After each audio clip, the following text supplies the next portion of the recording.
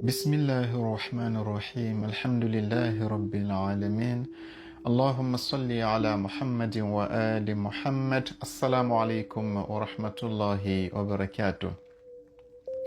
Est-ce vrai que le messager d'Allah sallallahu alayhi wa sallam a quitté ce bas monde sans laisser un Coran compilé et présentable? On nous raconte à gauche et à droite que le prophète est parti en laissant le Saint-Coran éparpillé. Tel compagnon avait 2 sourates, l'autre avait 5 versets, l'autre avait 10 sourates, et que c'est après la mort du prophète que les compagnons ont pris conscience et qu'ils ont voulu maintenant mettre le Coran dans un seul document qu'on appelle aujourd'hui Al-Qur'an al-Karim. Cette version racontée par l'histoire, car ce sont des hommes qui l'ont racontée, est une version qui est là, mais qui est en face avec une autre version que l'on ne vous dit pas souvent, qui est la version du Saint-Coran lui-même. Le Coran lui-même a dit que je n'ai rien omis de raconter. Même ma propre rédaction, je l'ai raconté. Le Coran, même sa propre méthodologie, il l'a raconté. Mais ce qui se passe, c'est que nous donnons plus de crédit aux paroles historiques, aux hadiths, et nous piétinons le Saint-Coran. Nous sommes parfois arrivés à un tel degré que nous préférons, quand on voit un hadith qui est dans Bukhari ou dans Muslim, on préfère tordre le verset pour que le verset soit conforme au hadith, au lieu de faire ce que le prophète a dit, que tout hadith que vous avez, c'est au Coran que vous devez le filtrer. Si le Coran le confirme, c'est un vrai hadith. Si le Coran le démentit, c'est un faux hadith. Même s'il est dans Bukhari, dans Kafi, dans Bihar al-Anwar, dans Muslim ou dans Usul al-Shia, je ne sais pas dans quel autre livre. Il n'y a aucun livre qui doit être 100% vrai. On prend les hadiths cas par cas. Chaque hadith qui est conforme au Saint-Coran, on le classe comme étant authentique. Tout hadith qui est démenti, on le met de côté. Mais cela, les savants musulmans ne l'ont pas fait. Et on verra que à la fois sunnites et chiites sont tombés dans le piège de cette histoire de rédaction du Saint-Coran, qui est une histoire qui n'a aucun fondement et qui est balayée d'un revers de la main avec les versets qu'on va vous expliquer. Avant d'aller plus loin par rapport aux preuves, c'est que le Saint-Coran, Allah a donné une promesse qui est solennelle. Suratul Qiyamati au verset 17 et 18. Bismillahirrahmanirrahim. Inna alayna jam'ahu wa qur'anahu. Il dit le Saint-Coran, c'est moi Dieu qui me charge personnellement jam'ahu de le rassembler et de le compiler.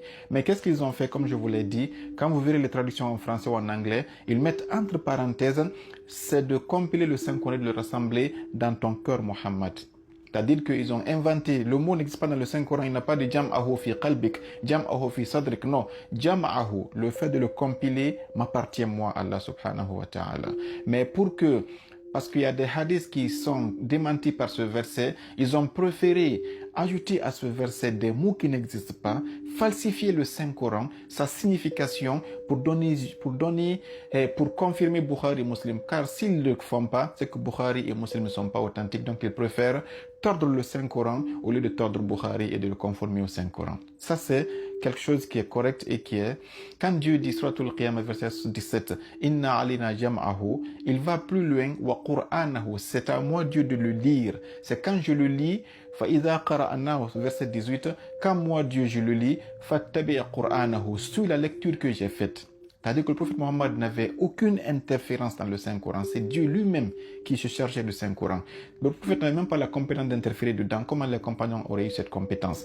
Pour que vous compreniez, al-wahyu, ce qu'on appelle la révélation, c'est de 2 catégories. Parfois, un exemple concret, quand tu envoies un messager, tu lui dis par exemple, va dire à ces personnes que la réunion aura lieu demain à tel lieu.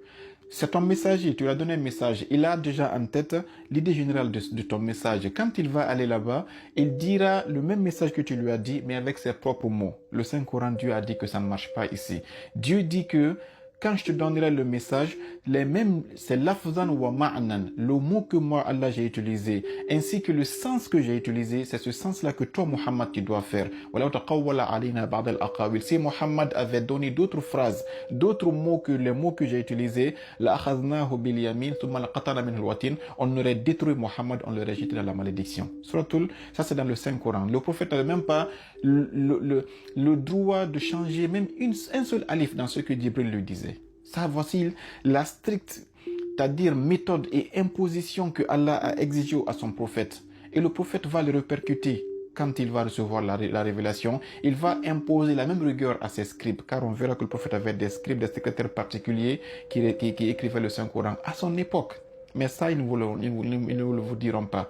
Donc ici, les mots du Saint-Coran, ainsi que le sens, c'est Allah. Par exemple, dans le Saint-Coran, on a des mots par exemple, le mot yaf'al, ça veut dire faire. Ya'mal, ça veut dire faire. Yasna, ça veut dire faire. Mais le prophète ne pouvait pas utiliser ya'mal à la place de yaf'al, par exemple. S'il le faisait, Allah allait le maudire. Comme dans le Saint-Coran, il lui a menacé de ne pas le faire.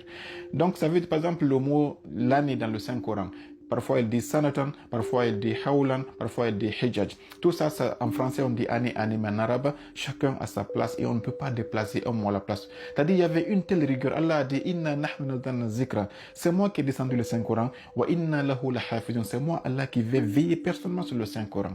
Et on ose, après tous ces versets, dire que non, le prophète est parti en étant ingénuement foutu, entre parenthèses, astaghfirullah, il a laissé son Coran éparpillé à gauche et à droite. Ça, c'est une insulte envers Allah et son messager sallallahu alayhi wa sallam.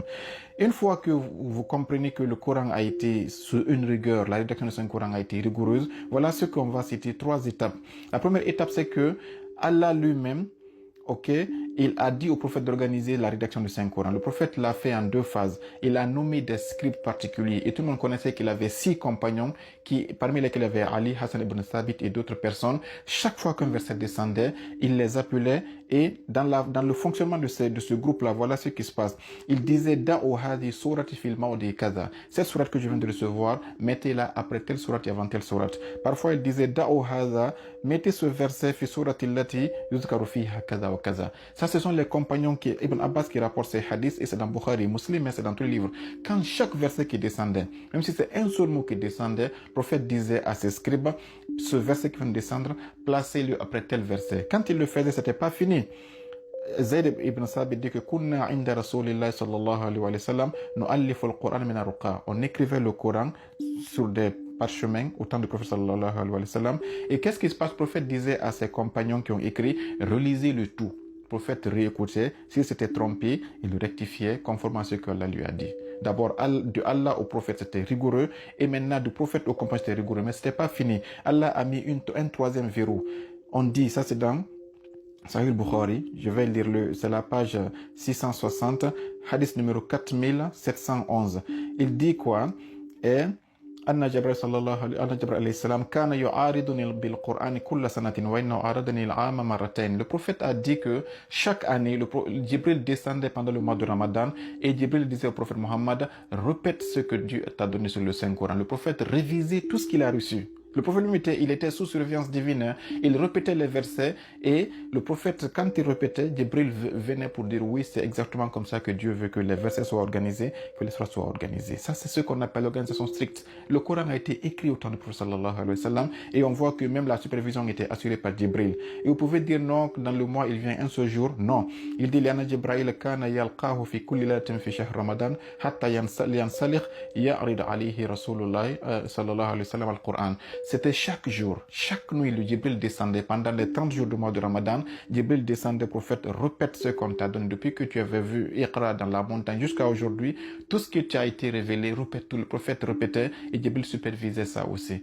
Donc, voyez combien de sphères qu'Allah a mis pour que le Coran soit organisé, rédigé et surtout un suivi mais divin. Allah dit wa inna lahu lahafizun, c'est moi Allah qui veille sur la rédaction du Saint-Coran. Et donc ici, qu'est-ce qui se passe? On met tous ces versets de côté, on met tous ces hadiths authentiques de côté, on dit non, le prophète est décédé, le Coran était éparpillé, que c'est quand Abu Bakr a vu que les gens étaient en train de mourir, Omar est venu lui dire non, maintenant si on ne ressemble pas le Coran, les gens qui sont morts avec les parties qui sont déjà parties, on va plus les retrouver, ceux qui sont vivants, qu'ils viennent et mettent ça par écrit, après on va garder ça. Tout ça c'est faux et le prophète et le Saint-Coran le démenti. Inch'Allah, on verra dans les vidéos prochaines que on dit qu'il y a des sourates qui manquent, des versets qui manquent, des sourates qui ont été ajoutés. Tout ça aussi, on verra que c'est faux et que ça n'a aucun fondement car Allah s'est personnellement chargé de la rédaction du Saint-Coran et de sa surveillance jusqu'à la fin du monde. Non seulement la rédaction a été faite, mais il est infalsifiable. Le manuscrit que je vous ai dit la fois passée, si vous regardez ce manuscrit, vous verrez que les mêmes versets qui sont là-bas sont les mêmes qu'on a aujourd'hui, alors que ce manuscrit a été écrit au temps du messager d'Allah sallallahu alayhi wa sallam. L'ordre des sourates est la même que nous avons aujourd'hui et les points existaient au temps du messager d'Allah sallallahu alayhi wa sallam. Donc, la vidéo prochaine, on verra quels sont les versets qui ont été omis et quelles sont les sourates qui ont été omises.